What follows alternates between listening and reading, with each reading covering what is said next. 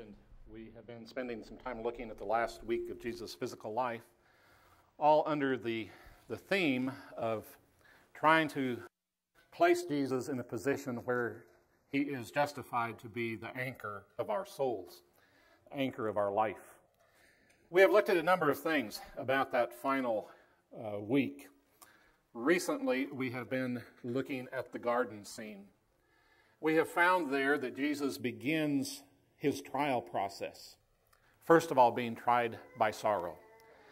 He tells his disciples that he is grieved to the point of death, and he's wrestling with sorrow. We looked at how he found solution and worked through that sorrow. Next, we found that Jesus was going to be tried by the minds of men, the intellects of men. The crowd assembles to take Jesus away. And in that crowd, there are Roman soldiers, there are Jews, and we talked about some of the attitudes that were present in that crowd as they come to arrest and take Christ away. And then last week, we looked at the kiss of Judas, the trial that Jesus had to endure of pretense, hypocrisy.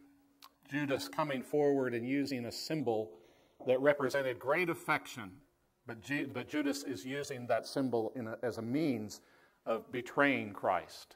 And so he portrays himself as being something that he is not. And Christ had to endure that trial. Today I want to look at, we're still in the garden. We're still at the scene where they've come to arrest Jesus. But today I want to look at the disciples. And I think what happens in their response to the incidences that are going on is that they're going to present Jesus an opportunity to be tried by the despair of human hearts. They're going to allow themselves, because of the situation, to turn away from Christ, to engage in a mental attitude of defeatism. And that's going to be a trial, not just for them, but this also tries the very soul of our Savior. I believe that one of those stressful trials that Christ had would have been the depression and the defeatism of his followers. To have enjoyed such intimacy with Christ and yet failed to acknowledge, to trust, and depend upon him must have put Jesus' soul in a quandary. Why don't you trust me? Why do you live with this disparagement? I think the place for us to begin is just to look at all of the different passages. So we're just going to conjoin all of the texts that tell us about this incident, and then we'll come back and notice some things about the disciples. We begin in Matthew's account. And Jesus said to him, "Friend, do what you have come for." And then they came and laid hands on Jesus and seized him. And behold, one of those who were with Jesus reached out and drew out his sword, and he struck the slave of the high priest and cut off his ear. And then Jesus said to him, "Put your sword back into its place, for all who take up the sword shall perish by the sword. Or do you think that I cannot appeal to my Father, and that he will at once put at my disposal more than 12 legions of angels? How then shall the scripture be fulfilled, that it must happen this way?" At that time, Jesus said to the multitude, "Have you come out with swords and clubs to arrest me as against a robber? Every day I used to sit in the temple teaching, and you did not seize me. But all this has taken place, that the scriptures of the prophets may be fulfilled." Then all the disciples left him and fled. Mark. And they laid hands on him and seized him. But a certain one of those who stood by drew his sword and struck the slave of the high priest and cut off his ear. And Jesus answered and said to them, "Have you come out with swords and clubs to arrest me as against a robber? Every day I was with you in the temple teaching, and you did not seize me. But this has happened so that the scriptures might be fulfilled." And they all left him and fled. Luke. But Jesus said to him, "Judas, are you betraying the Son of Man with a kiss?" And then those who were around him saw what was going to happen. They said, "Lord, shall we strike with the sword?" And a certain one of them struck the slave of the high priest and cut off his right ear. And Jesus answered and said, "Stop, no more of this." And he touched his ear and healed him. And Jesus said to the chief priests and the officers of the temple and the elders who had come against him, "Have you come out with swords and clubs as against a robber? While I was with you daily in the temple, you did not lay hands on me. But this hour and the power of darkness are yours." And having arrested him, they led him away and brought him to the house of the high priest. But Peter was following at a distance. And finally, John. When therefore he said to them, I am he, they drew back and fell to the ground. Again, therefore, he asked them, whom do you seek? And they said, Jesus the Nazarene. And he answered, I told you that I am he. If therefore you seek me, let these go their way, that the word might be fulfilled, which was spoken, of whom thou hast given me, I lost not one. Simon Peter, therefore, having a sword, drew it and struck the high priest's slave and cut off his right ear, and the slave's name was Malchus. Jesus therefore said to Peter, put the sword into the sheath. The cup which the Father has given me, shall I not drink it? So the Roman cohort and the commander and the officer of the Jews arrested Jesus and bound him.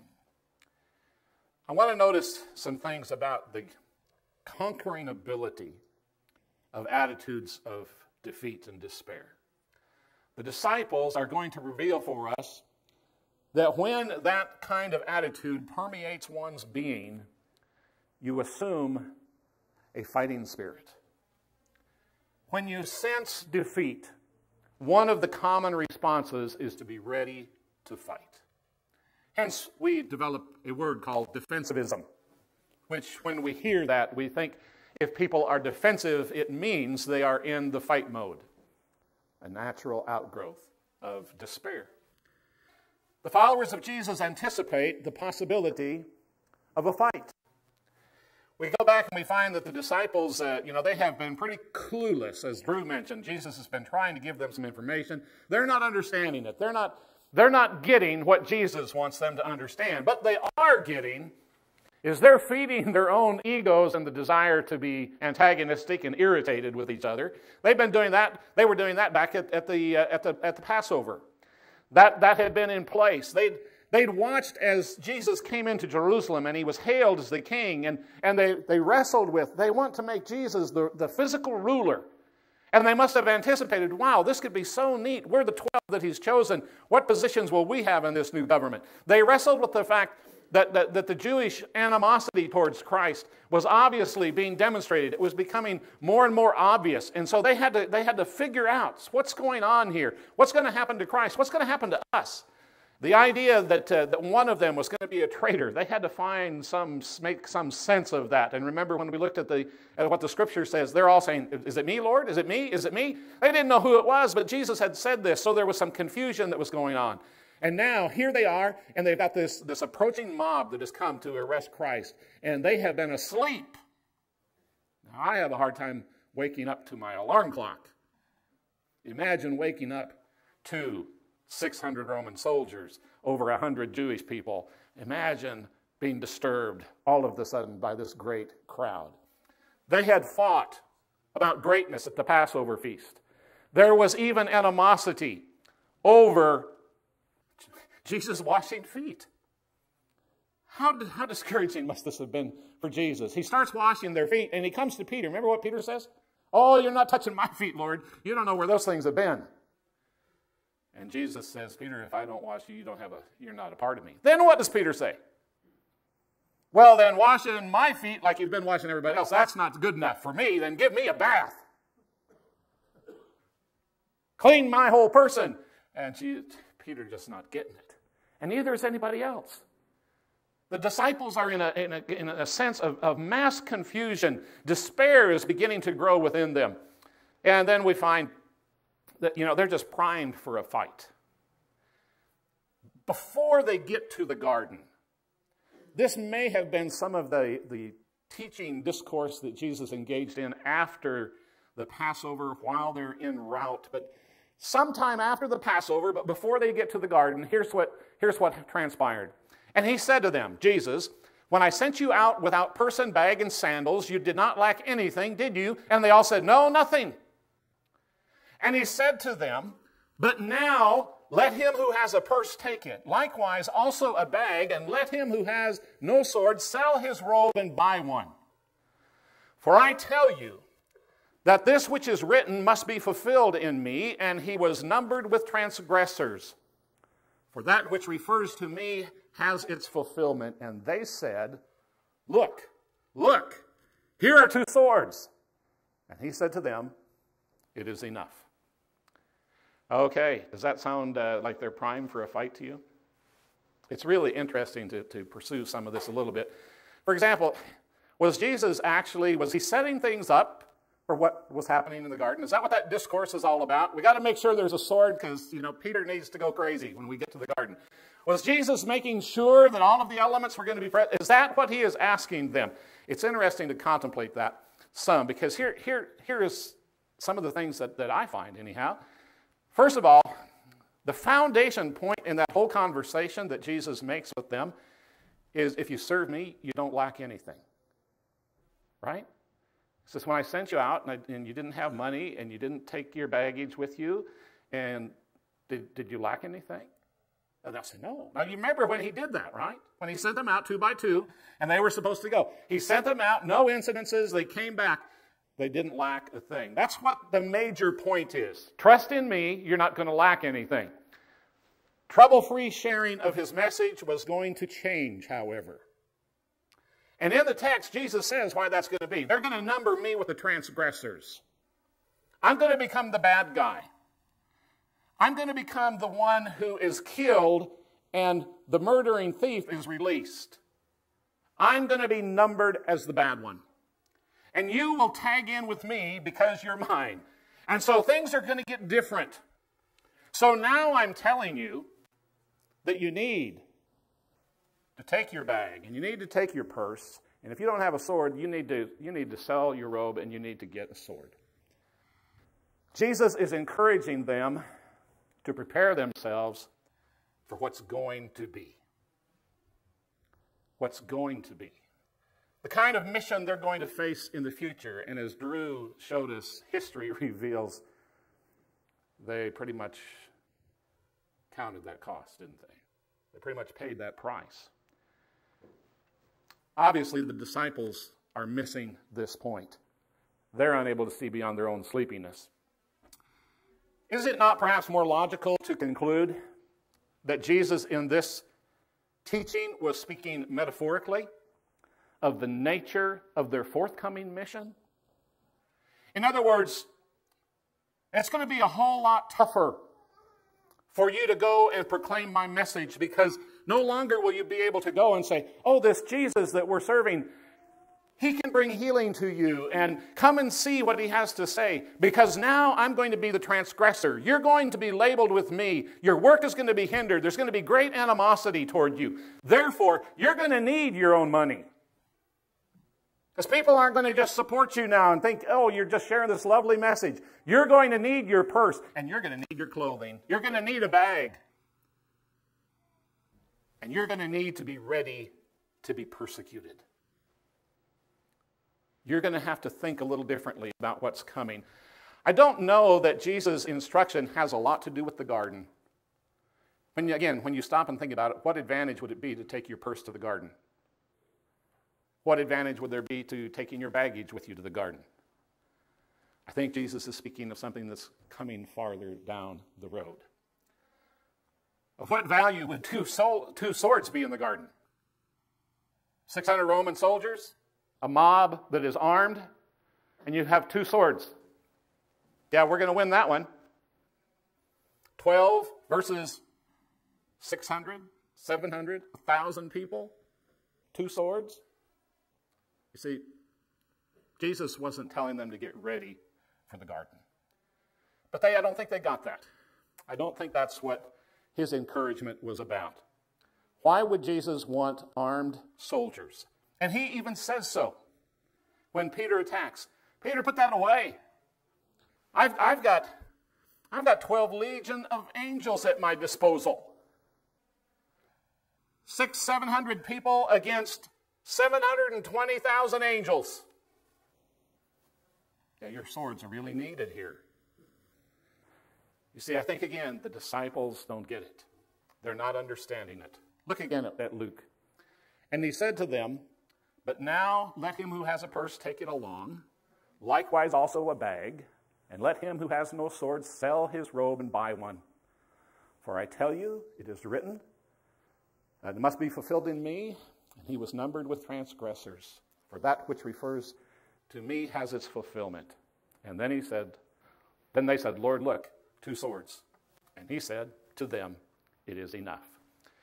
Again, interesting, the New American Standard says it is enough. The NIV says that is enough. Other translations render it that is enough. Do you think when Jesus said that, he's saying, oh, good, that's all we need because, Peter's just going to mess up and we need to make sure there's a sword there? Some scholars suggest that this particular Greek idiom as it appears here, that the idea behind this is not, good, 2 swords. That's all we need. We're ready for the garden now. Let's go. But actually, what it expresses is that's enough of that. Okay, parents, have you ever told your kids something and then they start going off crazy, a whole nother direction, and ever as a parent said, that's enough of that? See, that seems to be what this expression may be revealing. That the disciples have said, hey, we got 2 swords! And Jesus says, oh, that's enough of that. You're not getting this. You don't understand. Enough is enough. Preparation to fight on their part caused the disciples to be unprepared spiritually for what was going to happen. They were literally asleep to the words of Christ. Watch with me and pray that you may not enter into temptation. And he came again and found them asleep. Asleep to the commands of Jesus, and as a result, they were ready to fight. The second thing that I see in the disciples is that when they allowed this despair to overtake their thoughts, their hearts, that they became subject to fleeing feet. To fleeing feet. Jesus requested that the mob leave the disciples alone. In other words, Christ, one of the accounts we read, Jesus just said, please, you came for me, you didn't come for these guys, let them go. Jesus made that request, and he even said, it's so that prophecy can be fulfilled, not one of them will be harmed. So are we to understand from that the disciples were being pursued also? They'd come for Christ. He was their objective. He was the rebel. Was there a thought of gathering up his small troop of followers as well? Are they simply going to be able to walk away? Well, again, I think we look to Scripture, we find some clues that will help us answer that. It says, and they all left him and fled, and a certain young man who was following him, wearing nothing but a linen sheet over his naked body, and they seized him, and he left the linen sheet behind and escaped naked. We talked a few weeks ago about what that might have been, who that might have been. But today I just want to suggest something to you. That text seems to indicate that the Roman soldiers were doing what? They were seizing anybody that was even looked like they were with this Jesus team. And this guy got away. This guy got away. Is there not an indication in that the mob was attempting to gather up those that had assembled with Jesus?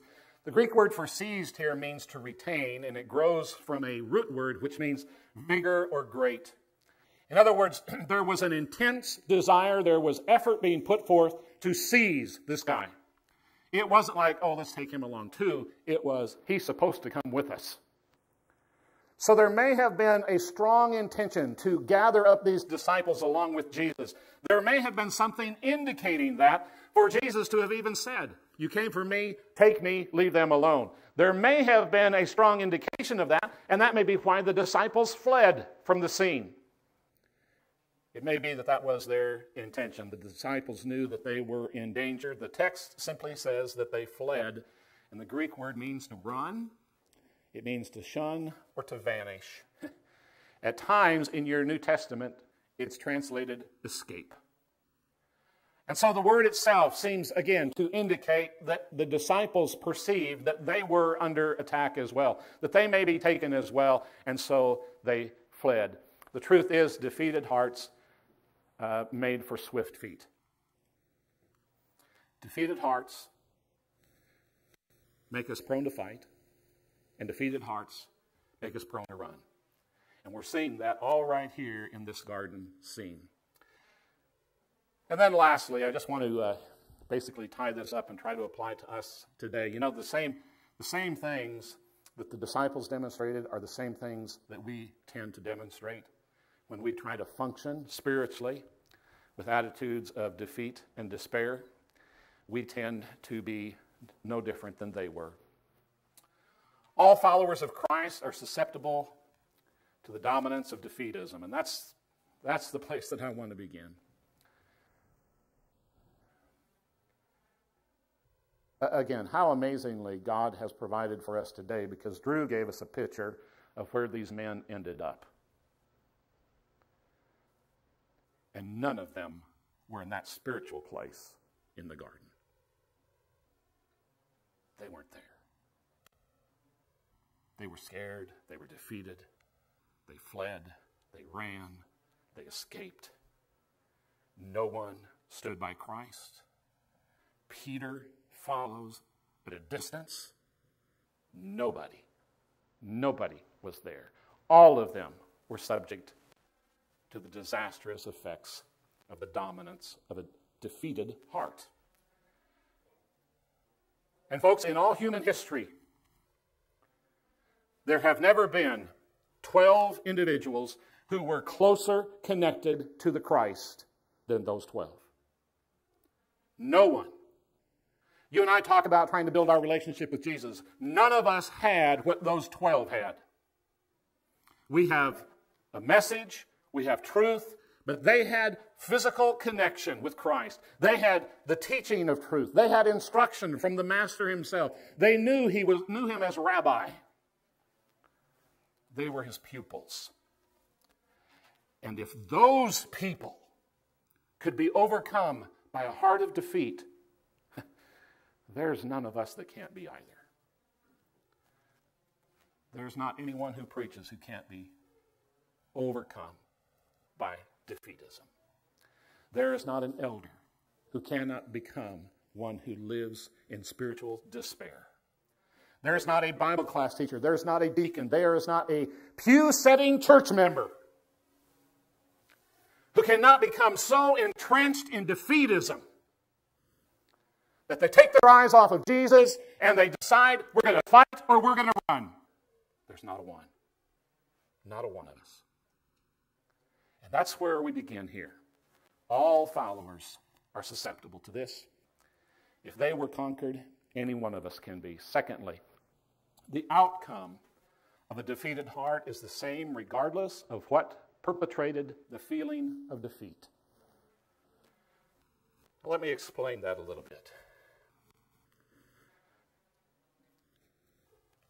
I'm just assuming, and I'm assuming that all of us know what it is to have moments of spiritual defeat.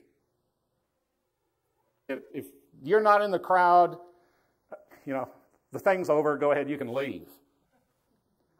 I'm assuming that all of us comprehend what it is to feel spiritually defeated. Now, here is what I'm trying to say in all of that. There are times when you have felt spiritually defeated and you believe you have a legitimate reason to feel that way. It is justified. It is right. It's a natural outgrowth. And just, you can't watch certain things happen and not feel defeated. You can't witness certain things, and not have a sense of defeat. So there are legitimate things that contribute to that despair. But there are also times, and again, I'm not going to ask you to show hands, but there are also times when, let's get really honest here, there's times when we just manufacture it. We want it to be. We want to look at the stinking stuff so we can develop our own stinking thinking and live with the excuse of defeatism. There are times when it's legitimate and we wrestle with it, and there are times when we manufacture it and we're going to have to wrestle with it. But the truth is, it doesn't matter which it is. It does not matter. The feeling is the same. The defeated spirit is the same. What happens to us spiritually is the same result, whether it is founded in reality or whether it is supposed. Disciples living with a defeated heart, regardless of its cause, will always live like defeated disciples. The defeated disciple survives by assuming the role of a victim. No victory is known because they no longer know the victor. And again, it doesn't matter if it's a justified sense of defeat or a manufactured one. Those are the kinds of things that grow out of it. This is a little twist on some bumper sticker that I saw once. No Jesus, nothing else matters. No Jesus, nothing else matters. One is a defeated life, and the other is a life of victory. Thirdly, hearts that are overrun by defeat are hearts that focus on a fight. That's just the nature of feeling defeated. If I'm feeling spiritually defeated, again, justified or unjustified, doesn't matter. If I'm feeling spiritually defeated, I want to win somewhere. And the best place for me to find the place I can win is to pick the fight. Because I will pick the fight I can win.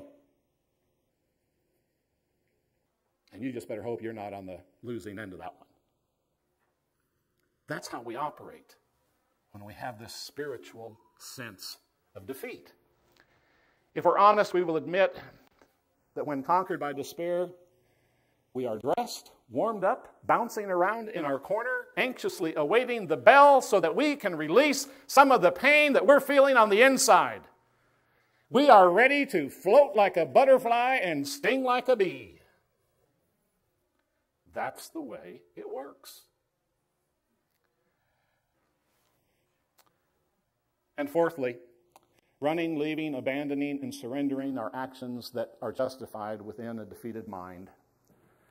The defeated often believe that running provides the secret to regaining strength. The question I have to you, did the fleeing disciples find solace and strength in their separation from Jesus? And the answer to that one, if you need help, is no. When did they find their spiritual strength? When was it renewed? When they found Jesus again. That's when their strength was renewed. When Jesus entered into their assembly, they were now renewed, regenerated, no longer defeated. And you know what? Poor Thomas, he has to live a whole nother week defeated.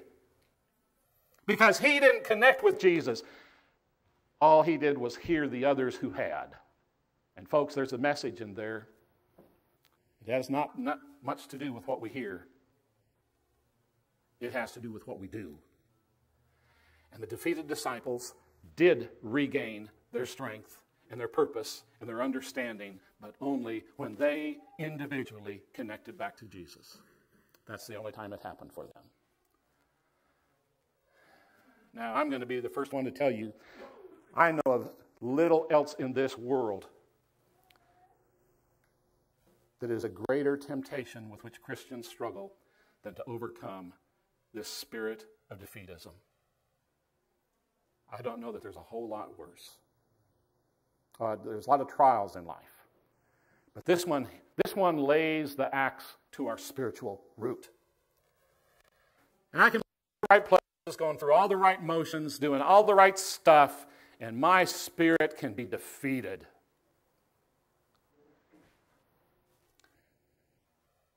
And that has spurred what we're going to start tonight in our study time together. We're going to take Sunday nights over the next whatever. And we're going to look at how do we face our defeated spiritual spirit. How do we face that despair when it grows up in us? How do we address it? How do we find Jesus again? How do we see Jesus again?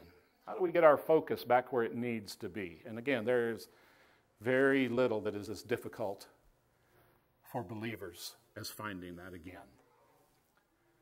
But I'll also say this. There is nothing more significant to the believer than finding that again. Had the story ended with Jesus left in the tomb and the disciples on the run, it would have all been over. Jesus would not have told those 11 on that mountaintop, go into all the world and make disciples. But because there was an empty tomb, human focus could be taken off of the defeat and the despair that it goes to, and it could look at something different and be something different. And so the very ones who left him alone while he died, who ran from him in the garden, who fled for their own lives, who looked out for themselves more than they ever considered serving Jesus, the very ones stand on a mountaintop with him and watch as he is ascended into heaven.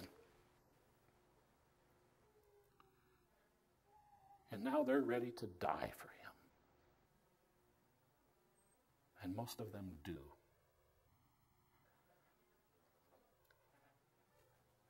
Folks, and those changes did not take place in heathen sinners. Those are the changes that took place in believers.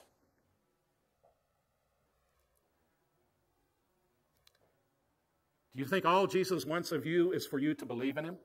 You think all Jesus wants for you to do is to follow him? You think all Jesus wants you to do is to be in his crowd and that's enough? No. Jesus says, I came to this world so that you never have to be a victim to defeat again. Our problem, folks, that's not our view of Christianity. Most of us believe all that Christianity does is helps us get back on our feet once we are defeated. We've become satisfied pecking around in the chicken coop when we're eagles made to soar. That's what we're going to talk about tonight. I hope you'll be back. It could be something that changes your life.